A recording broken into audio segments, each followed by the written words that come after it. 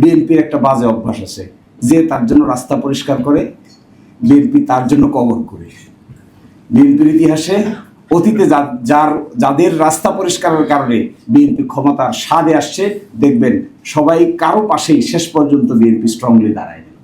বাংলাদেশে এই ঘটনার জন্য, 5ই আগস্ট ঘটনার জন্য যদি কারো গলা কাটা যায়, তাহলে গলা কাটা যাবে তো ছাত্র নেতৃবৃন্দ সর্বাগ্রে। 3A ট্রানজিশনাল পিরিয়ড, এ আর এক অন্য কাহিনী, আশ্চর্য ব্যাপার। ওনারা এই সময়টাকে কি হিসেবে আখ্যায়িত করতে চান জানেন? ওনারা আখ্যায়িত করতে চান, এই সময়ের নাম দিচ্ছেন তারা ক্রান্তিকালীন সময়। এখানে বলছেন যে ক্রান্তিকালীন সময়, ওনারাই বলছেন 72 সালের পরে আর ক্রান্তিকালীন সময় নাই। আপনারা দেখেন না, ওনারা আর্গুমেন্ট করে যে প্রেসিডেন্ট 72 সালের পরে আর কোনো অর্ডার দিতে পারে না। শুনছেন? 72 সালের পরে অর্ডার দিতে পারে না।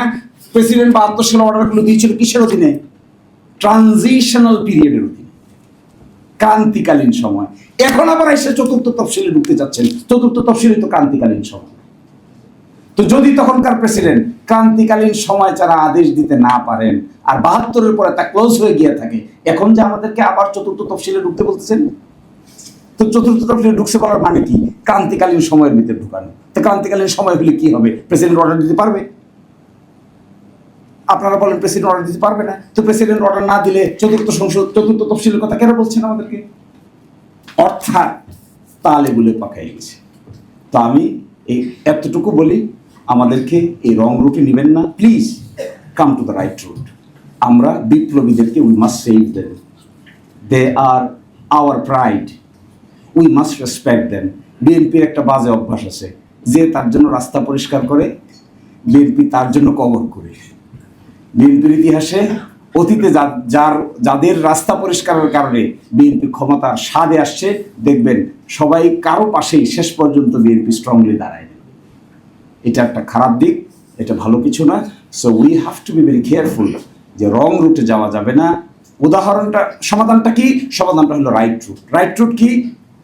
জুলাই জাতীয় সনদ বাস্তবায়ন আদেশ, সেকশন 7, সেকশন 8, সেকশন 9, সেকশন 10, এটা হলো রাইট রুট।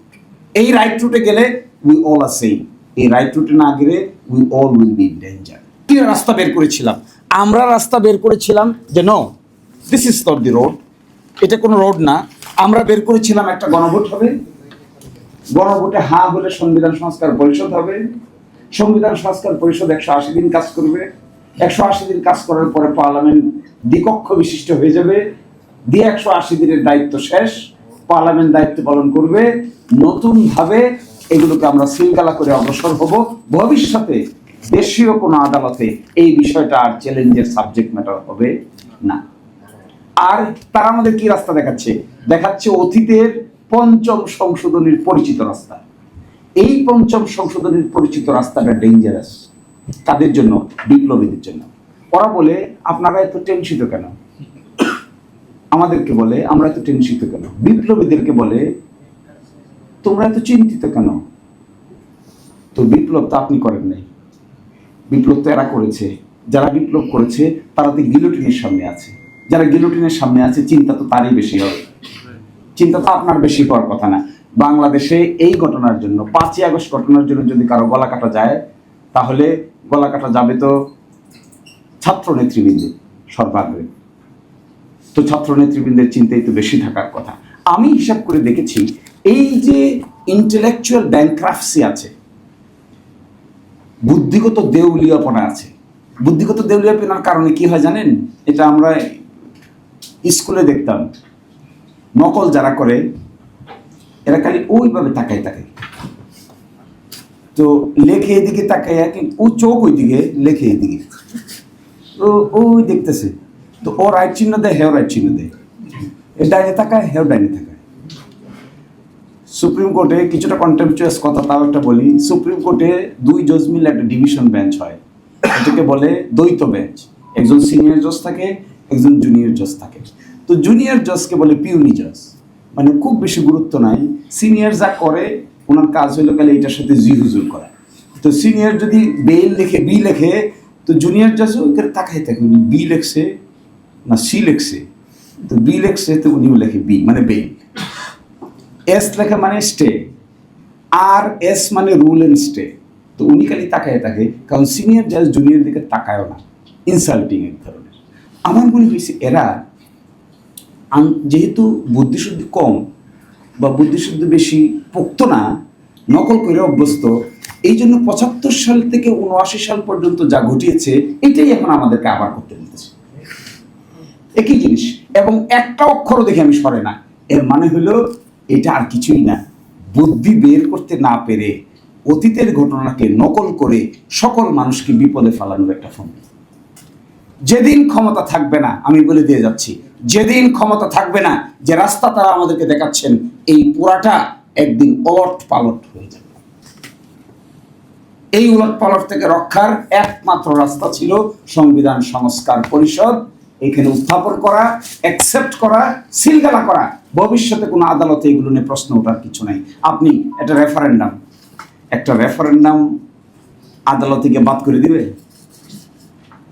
তো জনগণের কথা, জনগণের, আচ্ছা বলেন তো দেখি, বিপ্লব সঠিক হয়েছে কি হয় নাই, এই কথা কি বাংলাদেশের আদালত বলতে পারে? 3টা কেস পড়েছিলাম আমরা, একটা গ্রানাডা, একটা ছিল লেসোথো, আর একটা ছিল ফিলিপাইন। এই 3 বিপ্লবের, মাস আপসার্জের বিপ্লবের কথা পরবর্তীতে সুপ্রিম কোর্টে যায়। সুপ্রিম কোর্ট বলে দিয়েছিলেন, এই 3 রায়ের বলে দিয়েছে সুপ্রিম কোর্ট যে না, আমরা এটার বিচারক হইতে পারবো না, এই ঘটনার বিচারক শুধুমাত্র হলো জনগণ। আমরা বিচারকরা এসি রুমে বসে এখানে কলম কাগজ নিয়ে বাংলাদেশের বিপ্লব সঠিক হয়েছে না বেঠিক হয়েছে এই সিদ্ধান্ত আমরা দিতে পারবো না, কারণ আমরা নিজেরাই তো পলাই গেছিলাম। তো কি করে হয়?